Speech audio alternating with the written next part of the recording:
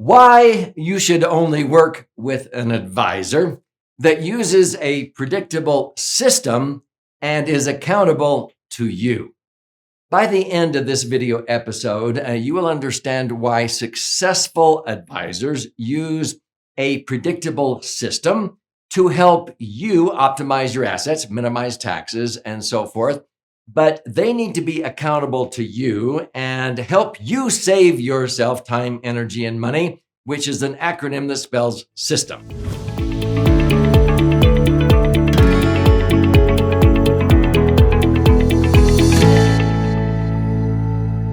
So I'm Doug Andrew, and I've been helping people optimize their financial assets and minimize taxes now for more than 48 years. And I've also trained thousands of financial advisors, CPAs, tax attorneys, real estate professionals, and also many asset managers and insurance agents. And so I wanted you to understand some of the concepts that I teach them in order to serve you better, their client. And so in this episode, I'm going to talk about one of the key concepts, why you should only work with an advisor that uses a predictable system. I wrote a book called The 10 Keys Transformation. This is a sum total of what I've invested over $3 million in my life to learn, sharpening my saw, as Stephen Covey would say. And so this is the fifth key out of 10. And I name it, find your niche, develop a unique system based on predictability. You want to find an advisor that works with you based upon their niche to be able to optimize your assets the best. So I'm going to show you what this means when I say system.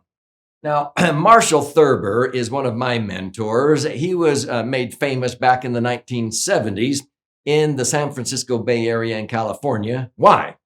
Well, it's because he passed the California State Bar exam back then with the highest score ever up until that point.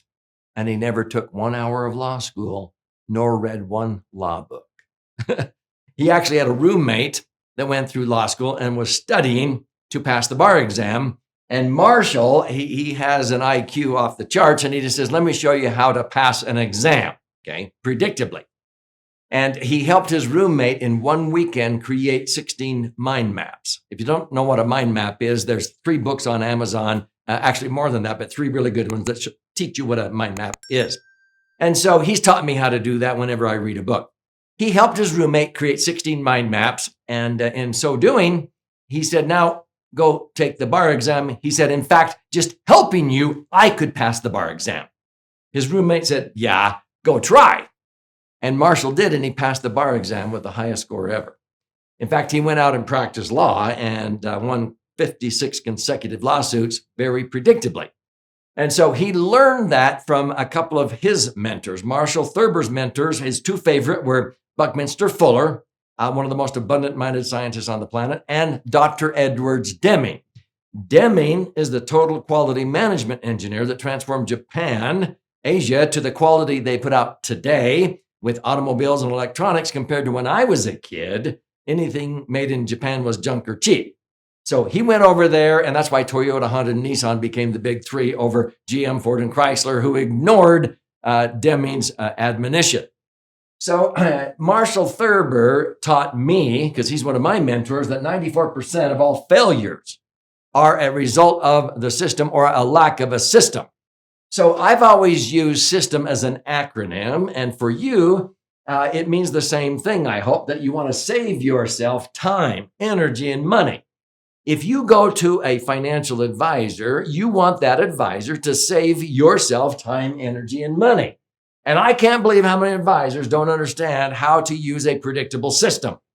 So it was Marshall Thurber and Dr. Deming that taught us that highly successful entrepreneurs develop a unique and profitable process, or a system. Now, effective management of anything in life, Deming said, in one word, is predictability, okay? And that's why he was telling Ford, GM, and Chrysler back in the 70s, you need to create predictable quality when you manufacture automobiles in Detroit and so forth, or you won't be the big three someday. And they laughed at him. But see, they didn't have quality checks. And so people would come to the factories on Monday and they would have hangovers or whatever, and they made a lot of mistakes. Tuesdays were better cars because they were more focused. Wednesdays were the best cars. It was like a bell curve. But Thursday, the factory workers would get trunky for the weekend, and by Friday, it was all over. So the best cars were built on Wednesday. When that consumer report came out in the 1970s, they said, if you want the best chance of not getting a lemon when you buy a car, make sure it's built on a Wednesday. Can you imagine what that caused? People would go to a car dealership and say, I only want to look at cars that were built on Wednesday. That means 80% of the inventory had to be gone over or substantially reduced or sent back to the factory. Deming predicted that. He goes over to Japan and he says, you've got to, shape up on your quality. And they began to do that, and they went almost overboard. The Deming Awards is the most coveted award to this day. And of course, Toyota, Honda, and Nissan became the big three. So we missed the boat, but it all was based upon this predictability. So in order for you to understand where I'm coming from, I do a fun exercise in front of audiences, and I want you to do it with me right now. I want you to pick a number in your head, a whole number between 1 and 10. Any number between 1 and 10. Are you ready? Let's see how good you are with simple math. Take your number between 1 and 10, okay, whatever it is, and I want you to double that number. Now add 8 to that number. Now divide that number in half. Now subtract the original number you started out with from that last number. Okay, you should all have a final number in your head that are watching this. So you picked a number between 1 and 10, check your math, you doubled it, you added 8, divided by 2, and subtracted the original number you started out with from that last number. Whatever number you arrived at the end, your final number, I want you to pick the corresponding letter of the alphabet that number represents. So if your last number ended up being 1, that would be the letter A. 2 would be B, 3 would be C. If your last number was 4, that would be the letter D. 5 would be E, and so forth, okay? Take the letter of the alphabet you came up with, based upon the number you ended up with, and I want you to pick a country that starts with that letter. I want you to use the American name for that country, not the foreign name. And let's use a country in Europe or the Baltics. It's going to be towards the beginning of the alphabet. So if your last number represents the letter A, that might be Austria. B might be Belgium. C, Czech Republic. D, Denmark. E, England or Estonia. F, France. G, Germany. H, Hungary. I, Ireland or Italy or whatever. Okay, have you got a country? Take the last letter in your country that you came up with and pick a zoo animal that starts with that letter. An animal that's not indigenous to the United States, let's say, but it starts with that letter. So now you've got a country and you've got a zoo animal that starts with the last letter of that country. Now I want you to take the last letter in the name of that zoo animal and pick a common fruit that starts with that letter, okay? Now, whenever I do this with audiences, I know what 80% or more came up with. How about you? Denmark, kangaroo, orange. Now, I just created predictability. Is that what you came up with? Or if you came up with Denmark, koala, apple, you're unique, or kiwi. But see, I created predictability. Not 100% come up with Denmark, kangaroo, orange, but 80, 85%. And that's what I mean by predictability. So when I say Denmark, kangaroo, orange, it's synonymous with predictability. Most people will come up with this result, okay? That if you put this much wood in the fire, you get this many BTUs of heat back, Denmark, kangaroo, orange, 15 minutes later. It's a predictable process. Does that make sense? Okay. Now, if you didn't come up with 4 as your final number, you need to brush up on your math, okay? Okay, now, when we talk about predictable systems, for years with my own clients, I developed actually a trademark system, Denmark Kangaroo Orange. And this process, people would come in and go through, okay? And I actually trademarked this process. I teach this to financial advisors, CPAs, tax attorneys. I even teach it to chiropractors and dentists and orthodontists and so forth. But this is a system on 1 8.5 by 11 sheet of paper. I laminate it on 80-pound cardstock because it is that important. I call mine the True Wealth Transformer because I have a unique niche And I have certain clients that are the ideal clients that will be able to implement the strategies that I teach. But I have the enlightenment experience, the true wealth discovery, the strategic design, the success formula, then the refinement process, the final action blueprint, the implementation experience, and then the accountability factor. This all goes through a very Denmark kangaroo orange process. And then every year, when my clients would come in for a review, I would ask them, okay, has anything changed in your family, your circumstances from last year? Do you have additional funds that you want to invest or less funds? Do we need to make adjustments? And what is it that you would like to accomplish? Do you have any change in the goals or your vision for your future? Okay. Maybe they had a heart attack or something happened, or maybe their spouse passed away or what have you. I am very interested in what's going on in their life, but I need to be accountable to them.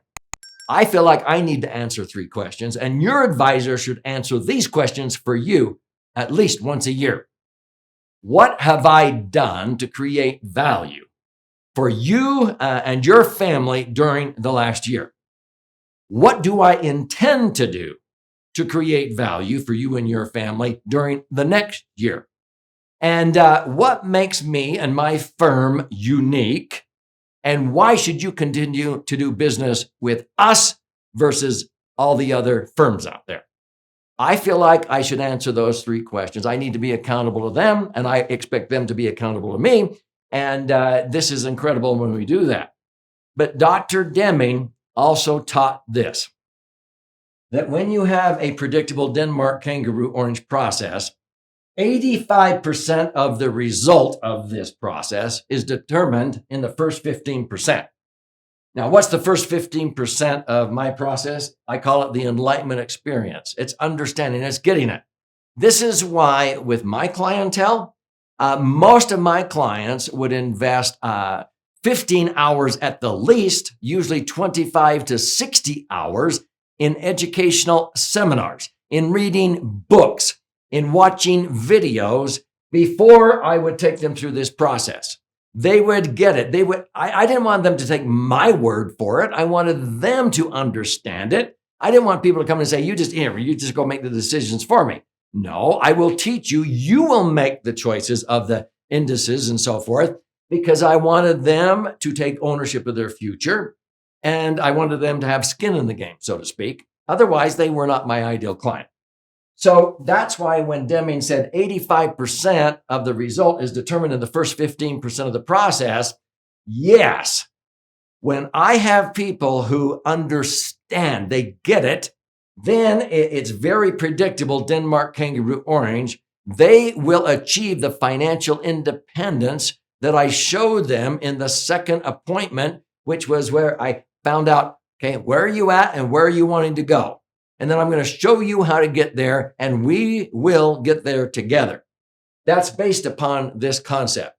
Now, if your advisor does not do that, I would recommend maybe you look at changing advisors, because this is critical. Now, folks, if you want to learn more about concepts like this is my 11th book. It's called The Laser Fund. It's been flying off of our warehouse shelves. You can claim a free copy of this book. You don't have to pay $20 on Amazon. I'll gift you a free copy, but you got to go to laserfund.com, LASER fund.com, and you contribute a nominal amount towards the shipping and handling. I'll cover the rest of that, and I will pay for the book, and I'll fire out a copy to you. It's 300 pages of charts, graphs, explanations, and 62 actual client stories. It's actually 2 books in one. This side are all the charts and graphs. This side are all the stories.